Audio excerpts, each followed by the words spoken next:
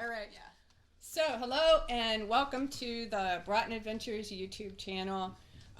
If it looks like I have tears in my eyes, I've already been crying because we've been laughing so hard just trying to set this up. And that's what happens when you have a fun business like this and you do it with two of your best friends in the world. So I'm Robin. I own and I founded the company Broughton Adventures largely because a lot of people wanted to travel around the world, but it seemed like they wanted to have someone to go with them and kind of show them the ropes, someone who'd been there before. And I started leading these trips several years ago under Broughton Adventures, and now we're doing 8 or 9 trips a year. So I'll let my lead guides introduce themselves. Oh, I'm Caressa. Oh, sorry, Christopher. I just got it. And I've been friends with Robin probably like 25 years, something like that now. And then I started traveling when I was 16, and I love it. And now, not only do I love travel, but I love people. So this is absolutely perfect for me. My name's Christopher. My specialty is nightlife navigation, also known as the Night Nav, also known as Hey That Guy. And I also am the built-in entertainment. We have some questions today from our viewers, if you believe that, because we just started. What's the weirdest thing you've ever eaten in another country? For me, it would definitely be eating guinea pig in Peru. And they don't just serve you guinea pig, they actually dress up the little guinea pig in an outfit with a little hat and bring it on a tray to you. But yes, all my PETA friends will hate me, but I did eat it. And what did it taste like? It did. Did it taste like chicken? It tasted like chicken. Like chicken? Yeah, it really did. I mean, it's... I literally just got chills from that. You're a vegetarian. Oh yeah, I'm a vegetarian, yes. What's the weirdest thing you've ever eaten? No, nothing. I don't do that. Oh yeah. No. You never accidentally eaten something? No. Well, I think I ate bugs once. They got me with a chocolate ants one time. Was it Zambia or Zimbabwe or something like that? And they just said you have to do it just so that you can say you do it in case I guess you're in a YouTube channel one day. Now I can say I ate bugs. So it was less eating and more like squealing as you shove something down Yeah, your and it throat. was big too. Big bug. Like a grub? Like a Yes. It was a grub worm? Yeah. That's apparently like the most sustainable, like highest protein in the world. Yeah. Is like grubs. Yeah. How about you? They're just like little insect gushers in your mouth, probably. Me, so vegetarian, blood sausage in Ireland. Why did you do that? I was staying with a nice family that kept cooking, and I did not have the I couldn't tell them I was a vegetarian because that's the quickest way to break an Irish person's heart.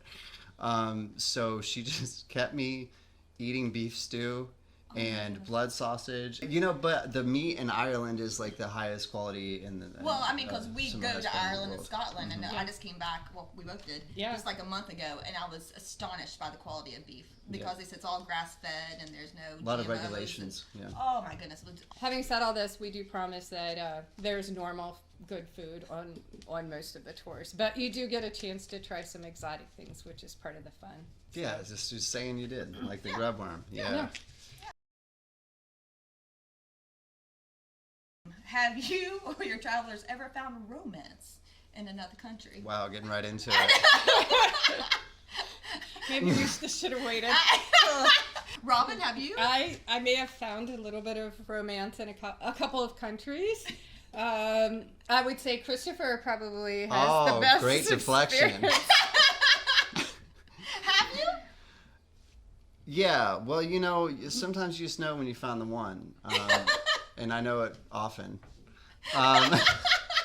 So, yeah, the one Robin likes is, you were there for it, so you got to see it all unfold, but yes, it was an immigration officer in Cuba, and I don't know, we just yeah, so you remember that I fell in love with her, I left, and I was just like and we were leaving the country, and it was the end of the trip, And then so I'm like, I'm gonna buy her chocolates, but the chocolate stand, because Cuba is like all mixed up. You got Euro, USD, and then the Cuban pesos.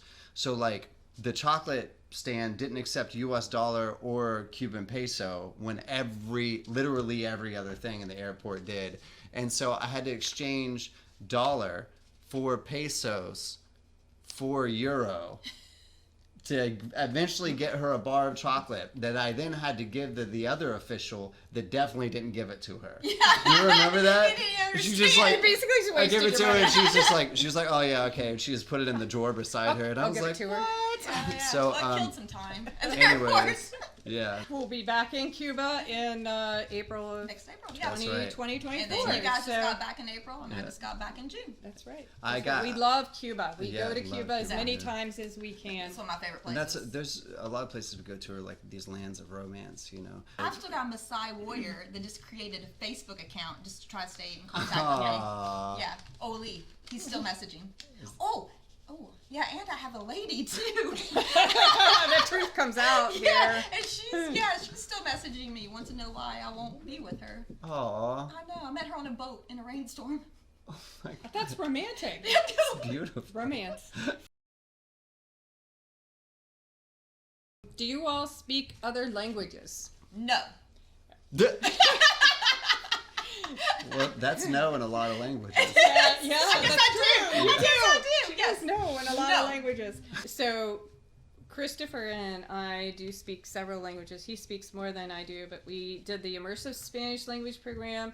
We have taken Arabic for a year, and we're currently in French. And also, he speaks Swahili very well, and he pretty much learned that. Just you can tell them how you learned Swahili. Yeah. Well, I think I just started asking people because there's not, you know, the translator apps aren't good for Swahili, but Swahili is a really easy language. Either that or it just makes sense to my brain, but I think it's an easy language because it doesn't have gender and it doesn't have, like, you don't have to conjugate everything. It's like a perfect language. It's what I would recommend for the universal language. I don't know what Esperanto was up to exactly, but like Swahili is it's so accessible and you can say what you want to say very easily, and it also sounds cool, you know, like Sisi ni wachizi. Yeah. That means we are crazy. That was in Zanzibar, which is one of our trips, and it's one of my favorite places for sure. Mine too. It's off the coast of Tanzania, and it's just a beautiful, exotic island.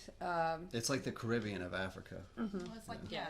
Yeah, so Oh, and that's I played volleyball with Maasai warriors. yes. That was like Yes. one of my highlights my entire life. That Oh was my so God, they fun. must have been spiking They every were, time. and I was giving them face.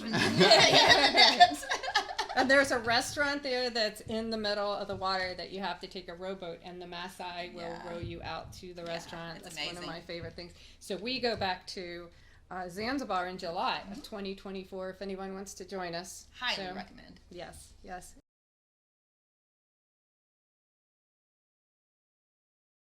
Any good airport stories?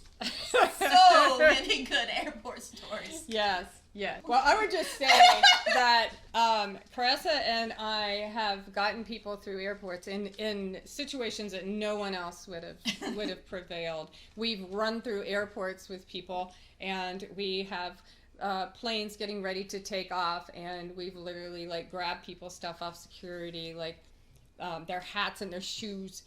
Yeah, Had them- Robin once went on a plane. She had hats, she had backpacks, she had you were carrying men's shoes. Yeah, And we men's like shoes, the someone's guy- hat. And she was hitting everybody as she was going through the aisles. And I was going behind her going, excuse her.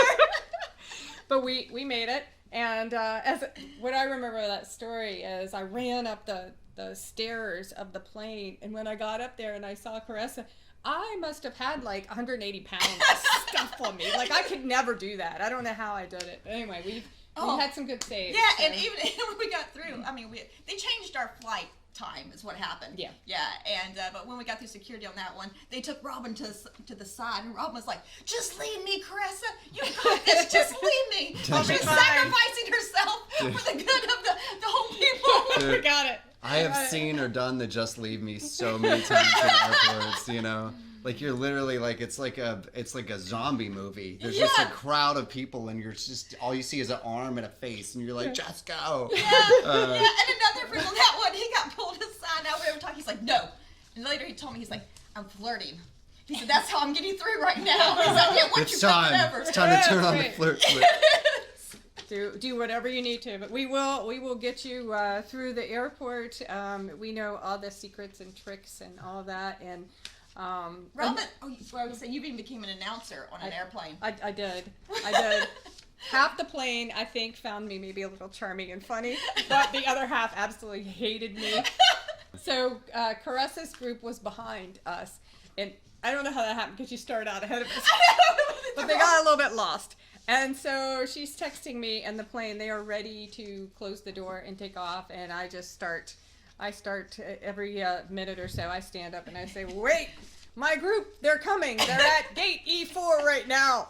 And then, the male flight attendant said something like, that's a long way away. I'm like, they're really fast. Then next they're at this, I stood up and gave them updates, and they did wait. And remember, we all made it. Everybody clapped when we got on the They plane. did. They all clapped. Yeah, except the ones who hated me. They weren't invested in the drama. They were.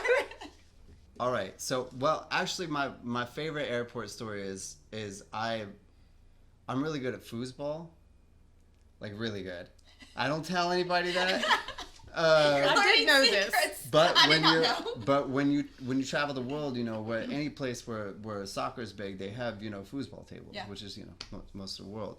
And so I get to go as an American and whip people all over the world. It's really great. I made a guy miss his flight one time because he wouldn't leave the table until he beat me, and he never beat me, and then he missed his flight. Oh no! And that was brutal. But when we were leaving Cuba, so. But wait, that wasn't someone in our group. Right. So, yeah. Just clarify. Right. We take care of our group. No, it was a complete stranger. So when we were in Cuba, I got into this like this little cove inside of the volcanic rock where they do a lot of Santeria sacrifices in this place that we still have no idea where we were.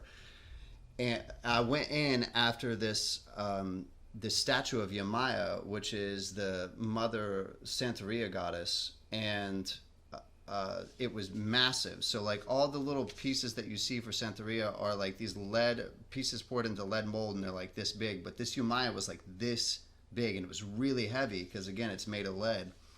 And so I was like, I gotta try to get that back, and I tried to get it back on my carry-on. You remember I went ahead of the entire group, and I was talking to customs, and so all the group sees is this guy. He's got the Yamaya statue, and he's doing this motion with it, like angrily. Do you remember that? Yeah. And I'm sitting there yelling at him. We're like yelling at each other in Spanish, and there's like 15 people. How many people behind us that we had in the group? Yeah. And they had no idea what was going on. Like, oh my god. And eventually he was just like, whatever, and he just throws it in there, and he just lets me take it. But he was talking about I could use it as a weapon to bash the pilot's head in. And I thought he was like, shaking what? it for drugs or something. No, he was like using it like a weapon, and yeah, so we were just having a healthy debate about that. But then eventually he was just like, get out of here, and so it's upstairs. Yeah. Oh, that Yeah. reminds me of another story for Cuba. When my bags were being checked, and they said, "Do you have it?" And they got pulled aside, and they said, "Do you have anything?" I said, "Just Coke." Oh yes, Oh, yes, that yeah. was That's great. it. We, Yeah. we were And then she was worried like, about you. then you were like, a cola, Yeah, exactly. cola. Cola. It was a half-baked Coke. It was everybody just went. I'm sorry. Just Coke. That's all. Yeah.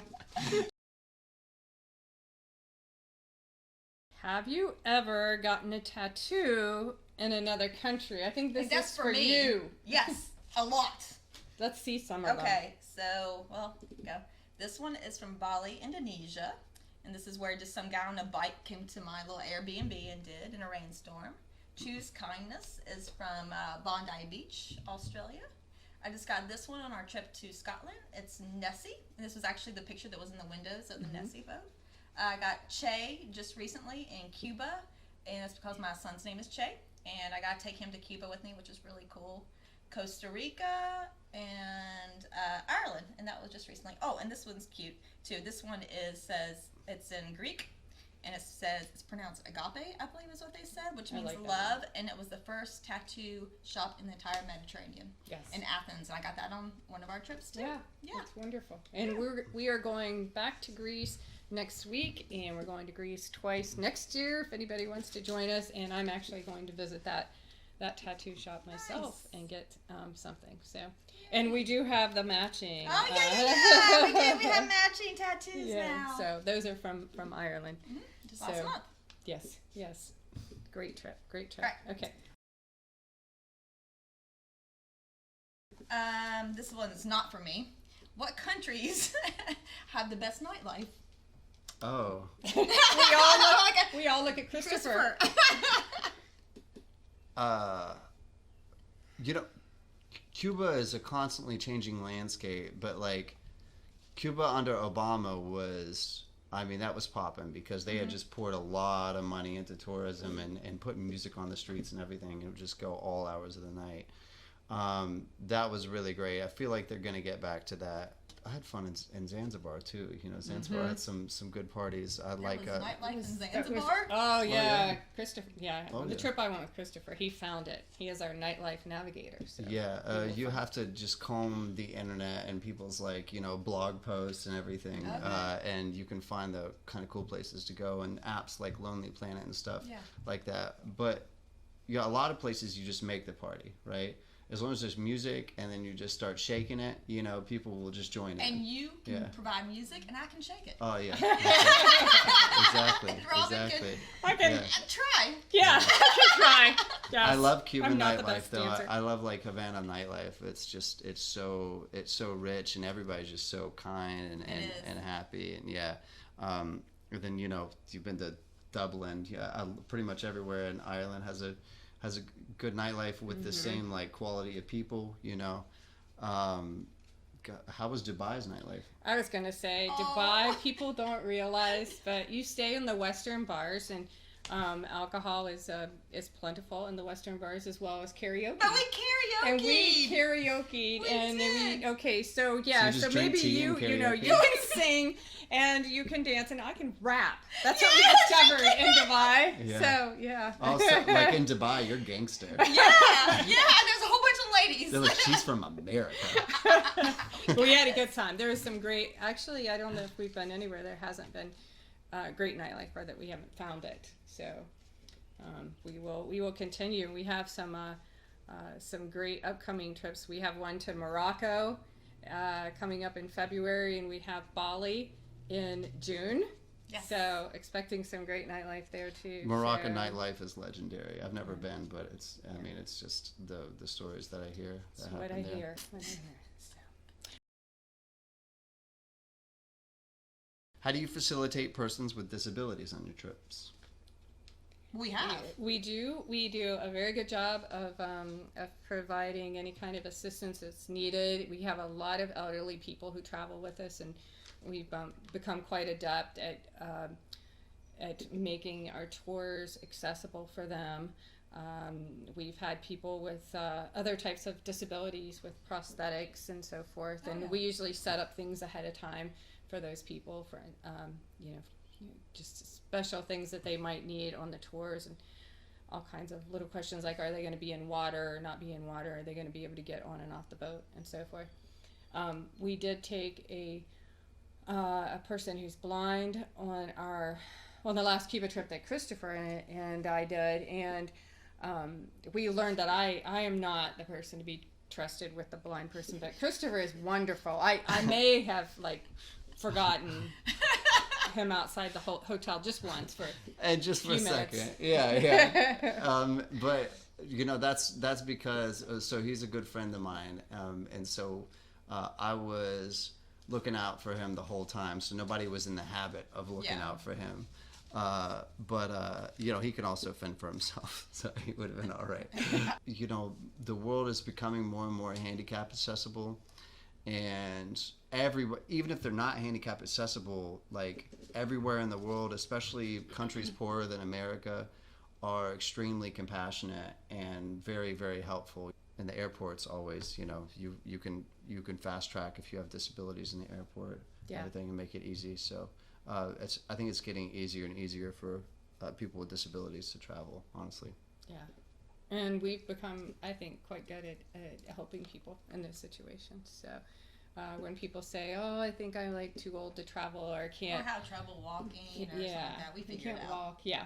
And we adapt. Yeah. But then So- also we make sure that there's plenty of adventure Right. and stuff for the others too. Yeah. So, okay. So my next question is, do you have any secrets from each other? So, Christopher, do you have any secrets from being Caressa? You haven't told us like something that happened on a trip, or? he's not gonna tell us. If they're maybe I don't still a know. So I'm just going to tell this story, and if you want to cut it, we can. Okay. So when you all was in, and this was like, this is unofficial. This was just the three of us traveling together. Every night when I would put you all to bed, I would start what I called second night. I think we have a secret. I don't know. Okay, so when we were there for the immersive Spanish, again, this is the trip to Cuba with just the three of us, and that now Cuba is very different from this time I'm telling you about, because there's wonderful food and amazing restaurants and everything else. But the week we got there was a food shortage, and it showed in the restaurants. Like, the food was not very good that week, and we were having a hard time finding good food. Oh, we had hot sauce in our pockets. But yeah, we had hot sauce, sauce and in the bag, we swag, would make. yeah. That's a good tip to travel with. Yeah. But we had brought peanut butter and jelly and bread, and so we were making peanut butter and jelly sandwiches in the room, and then Caressa and I, one night we were starving. We were just like scarfing down our peanut butter and jelly sandwiches, and then I go, "Hold on, I just remembered. I have some Harvest cheddar chips in my bag too." And Caressa like never looked at me with such adoration. She's like, "Oh my god, Yeah, go there's a get them!" fire. Yeah. So we get the chips out, and we were just like we're in the bag, sucking on we're them eating because them. it tastes They're like something. so good. And then at some point, I say to Caressa, was it you or was it me? I'm afraid it was me. I think I said to Caressa, I said, should we tell Christopher we have these chips? And Maybe she I goes- said, she goes, no! hide them in the microwave. And we hid them in the microwave. I don't think you ever got any Harvest cheddar. Yes, he did. He did. I think I did end up getting some. At Some some crumbs. point. Like a I day and a remember half that. later. I think it Yeah, was. I think remember it they was were not later. fresh. Yeah, Yes. I think you got the crumbs. yeah. But- I remember they had the taste of being discarded. That's what good friends do for you. That's what I get it. I mean, we was eating bland food. I'm happy to eat bland food. Like black beans and avocado and stuff like that. You get a little bit of hot sauce, that's good. But yeah, I can imagine. Like I remember eating those Harvest cheddar chips. And I remember them being stale and still being like being pieces. grateful. Yeah, like. What is the most meaningful moment you've had on a trip? And I guess two, and one of them because my son's name is Che, and after Che Guevara, and so I got to take him to Cuba after I fell in love with Cuba. So that was really cool. And first day, and I even got a tattoo, like I said, of Che with my Che. So that was really special. I'll tell you, one of the weirdest things too for me was just the 7-hour layover in Amsterdam. mm-hmm. So sometimes we do get layovers in other countries, and we take that opportunity to go and explore those other countries, and it was just absolutely a surreal experience for me. I kept saying, it looks like Europe. Everybody's European. Yeah. They're on bikes and there's water. Yeah, And, yeah. But that was I had a real moment. Yeah, we had fun. We had just enough time to explore. We've had a lot of those where on the way back, like on the way back from Greece, our trip coming up, we have a layover in London that's going to be like that. And we'll get to explore some. Yeah.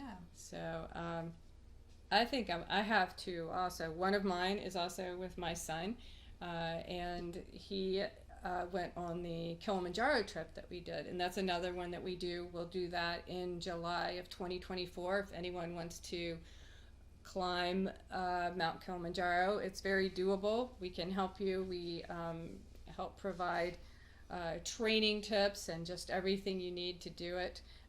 We package it all together with a very reliable company in Tanzania. So, but I got to do it with my son, and so it was super special getting to do that.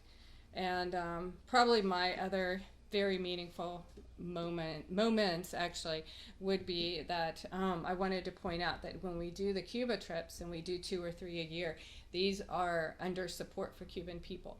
So we go there. Americans are not allowed to go to Cuba for pure tourism, and you have to be under a certain government approved category, and one of the categories is support for Cuban people. And while there, we support on every trip either an orphanage or a special needs school, and we bring all kinds of supplies, school supplies, clothing, toys, and just to interact with these children and to see them and see how incredibly happy they are. It's and really, really special. This last time, because I went, and so sometimes groups are different. So I had a group of all just young adults, like between the ages of 14 and 21, and there was one other mom that went with us. And one of their highlights was literally just going into the streets and just giving away toys and food just that they had brought. We took our guy from the hotel too, Jose went with them. Okay. But that was one of the magical moments for all those kids. That's wonderful. Yeah. Everywhere I go, I pack things, like all my clothes and everything are like giveaway. I pack like shoes that like I don't wear, you know, I wear them over there, then I give them away, right? And just like bring one pair of shoes back, and that, you know, also makes room for gifts too. So like can buy stuff, also contributing to that, right? Yeah. For me, I love just like connecting with people and just finding the humanity in everybody all around the globe, and just like more and more kind of whittling down the differences, you know, just being so similar to somebody on the other side of the planet that has nothing to do with your culture at all, especially like, you know, like a lot of African Muslim culture, you know, that's way different than ours. Like even the music is, like in Tunisia, it was just prayer music. That was it. They didn't know any Western music. I was out in the Sahara with these playing music with these guys that literally the only Western music they'd ever heard was Bob Marley. And so they just play prayer music. And so I love finding that humanity, and also like, you know, finding it through music. I mean, that's a really fun and cool way of connecting with people. I thought we could wrap up by each saying what our favorite trip is and why.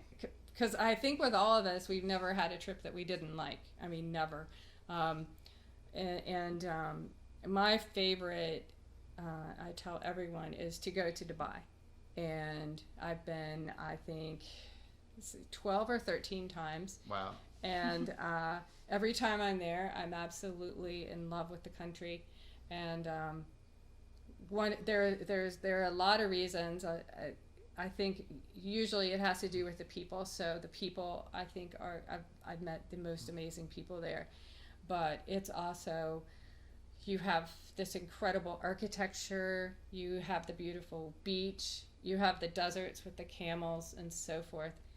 And also, as Christopher was saying when he was talking a second ago about different culture, it's hard to imagine a culture more different. It's just a Middle Eastern, Arabic culture, and especially we always go outside of Dubai to Abu Dhabi or Sharjah, and so you get a real cultural experience. So I think that's why Dubai is my favorite. So. Well, I tell people when I went to Dubai that it felt like I was in outer space. Yeah. Because there's these buildings that you don't think that should exist anywhere. The architecture is just, and you can't look at it. It's one thing you can't look at in a book or even like a Google 360 or something. You have to be there. You have to see it at night with all the lights, and you just think, wow. Yeah. It's very magical. I mean, I've been with Robin almost 2 years now, or something like that. And I have had the opportunity to take my kids. My kids are, two are 18 and 21, and then my youngest is 14. But I so encourage you all, if you can, is to give the gift of traveling to your kids. And so all the trips that I've done with my kids has been magical for me. Even I just take one kid sometimes. Like I just took my Stormy to Zanzibar, and it was so good that I just got a bond with just her. going all the way there. But taking my kids to Dubai, and that was the first trip that I ever did with Robin, and that was just as, hey, Yeah. I want to go to Dubai with you, and it was just absolutely wonderful. So, yep. Dubai's your favorite too? No, I even with my kids. She loves them all. I love them all. Say. No, it okay. might be Cuba actually. Maybe my favorite place, and I did not expect that. Cuba is definitely a very it's an experience that will change you for sure. So Yeah, it puts things in perspective. So I don't like traveling back to the same place twice. I mean, it's not something I prefer to do. But yeah, Cuba I've done 3 times, and it's different every single time. And like, Cuba's one of those you can't sleep on. You gotta go like as soon as you can, because like who knows what it's going to be like tomorrow. It's completely different from just a year ago. It's really, really wild. yeah, I guess this wraps up our first segment, and just want to say that if you're interested in traveling, come with us. Our motto is big adventures, little cost, because we really do try to make the costs something that's affordable, but still make it a really big adventure. And I can promise you, just as we saw with Cuba, you'll come away from these trips changed. It's a great experience for your children if you're able to do that. Go to the website, BroughtonAdventures.com, and you can see all the trips that are coming up. We have Costa Rica in December. We have Morocco in February. We go to Hawaii in March. In April, we go to Iceland, Yes. and we go to Cuba in April. And what else do we have? We go to Ireland, back to Ireland, I think in May. June, we're in Bali. July, Zanzibar, and Kilimanjaro. We have a lot. At the end of the year, we go to Nepal. Yes, so, that's going to be a big one and a new adventure. Yeah, Nepal will be a new one for us. So anyway, stay tuned. We'll have some more segments coming up. Thank you. Bye.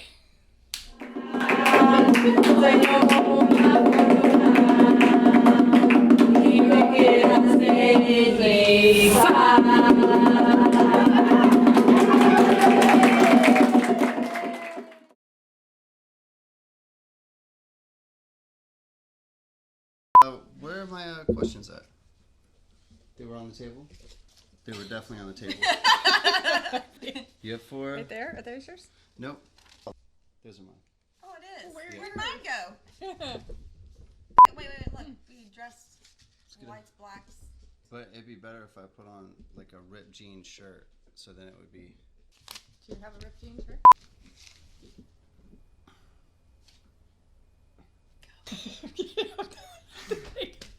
This is Give me going just a great. minute. Welcome. Give This me is your Broughton Adventures. Welcome to. Whoa. Sorry. Surprised me. Can we just start, like, I know that we can edit it, but I just feel like I need to start all over. Do you want me to hit stop? It's the same And then thing. you You don't want- have to stop. So, welcome to the Broughton Adventures YouTube channel. Hello, I'm Robin. I own Broughton Adventures, and these are my 2 very good friends. Why was that funny?